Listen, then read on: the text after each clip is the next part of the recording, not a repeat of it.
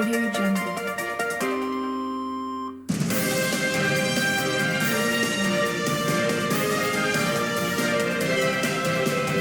दोस्तों नमस्कार, मैं मनोज कुमार शर्मा अब आपके बीच में एक बार फिर से, लेकिन एक ऐसी कहानी लेकर के जिसको कहा जा रहा है दुर्गा, जिसको कहा जा रहा है भवानी, जिसको कई कई नाम वाराणसी में दिए जा रहे हैं, कई कई नाम उस पूर्वी क्षेत्र में दिए जा रहे हैं जिसके सहारे कांग्रेस के लोग अपनी नैया को पार होते हुए देखना चाहते हैं।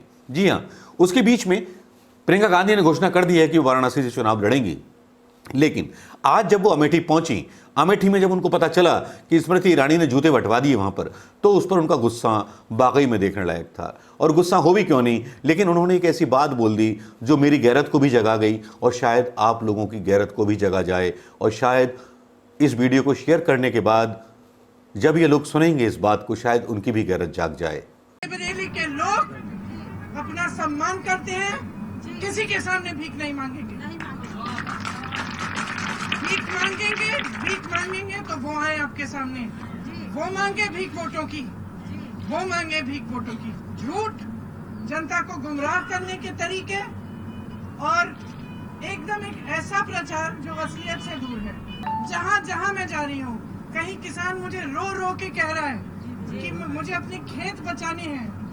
पूरी रात में बैठता हूँ क्योंकि आवारा पशु खाया जा रहा है मेरा खेत।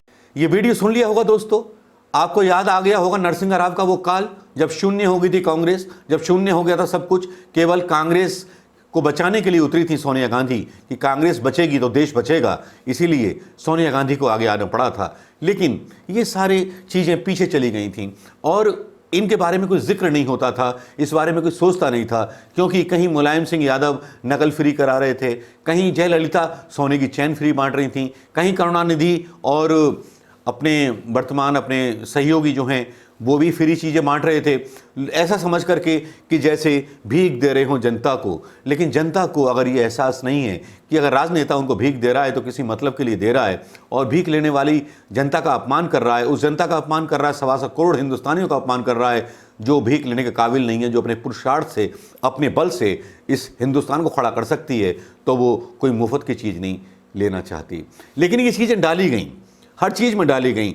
साड़ियाँ स्मृति ईरानी ने अमेठी पहुंचाई, बहुत सारी चीज़ें बंटवाई उन्होंने पहले से, स्मृति ईरानी ने बहुत सारी चीज़ें बंटवाई। लेकिन इस बीच जो आज बोल थे प्रियंका गांधी के, वाकई में वो एक क्रांति के शब्द थे जो कह रहे थे कि अमेठी और रायबरेली भीख नहीं मांगेगा। जब अमेठी और रायबरेली भीख नहीं मांगेगा तो ये देश भीख नहीं मांगेगा, किसी का एहसान नहीं लेगा। लेकिन जहाँ तक मिनिमम पेंशन की योजना है और न्याय योजना है, वो न्याय करने के लिए लाई जा रही है, केवल उस अर्थव्यवस्था को सुधारने के लिए लाई जा रही है राहुल गांधी के द्वारा, जिससे कि गरीबों की जेब में पैसा होगा, जिससे कि खरीदारी बढ़े तो उत्पादन बढ़े तो कारखाने भी चलें और सारी चीज़ें चलें। लेकिन आज प्रियंका गांधी का ये स्टाइल वाकई में कहने को मजबूर कर गया मुझे, या देवी सर्वभूतेषु शक्ति रूपेण संस्थिता नमस्तस्यै नमो नमः।